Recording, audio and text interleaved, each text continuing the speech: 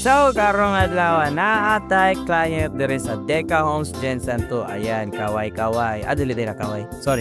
Basi, malisang mo pero wala nag-vlog si Sir. Kaya nag-video call na sila sa iyang perti kabutan og kursonada nga ating nga nasa Manila. Nga mao akong client for today. Ako jud akong pasalamat kay Sir kay positive kayo iyang report sa iyang ate. Unya, kung siya kuno mamalit, okay sad kayo sa iya. Pati si Mau halos dili mo to nga pareho ra jud bakadag ang model nga turnover unit ug ang fully furnished nga model unit. Kay dako lagi daw kayo lang tawo ng layout sa duha ka kwarto. Ang nakabagsik po jud aning adlaw no kay double whammy ni Boss Megan. After sa akong client, tama-tama niabot na po iyang client. Wala ra kaya ko nang sinamo kanin nila kay na-distract ko sa grabe kanindot nga sunset aning orasa sa Deca. Sugod na akong mga client, aning orasa na lang sad na ako patuon para ma-appreciate jud og maayo ang Deca. Anyways, perte jud ka kusog lagi mo jamming aning Boss Megan no, kita man ninyo. Pero kira na importante dili mangatik ug always customer first, the classic Filipino homes way. Nabiyaan sad ko ni sila nga sila ra unya nakigistorya ko sa taga Deca sa gawas sa model unit. Ug bagsik kayo akong nabalitaan kay kaning Deca Homes Jensen 2 diri sa Apopong mapalibutan na og mga eskwelahan pohon, mga police station o fire station. Unya luwas sa 3 kilometers away lang ang NDDU Annex, mabalhin pa jud daw diri ang bus terminal nga currently ginatawag nga Bulaong. Let that sink in ha. Nga na siya ka big deal. Grabing lipaya aning client ni Boss Megan pagkabulo niya kay sigurado jud nga dili ra siya malayo sa mga conveniences pati na ang 7,000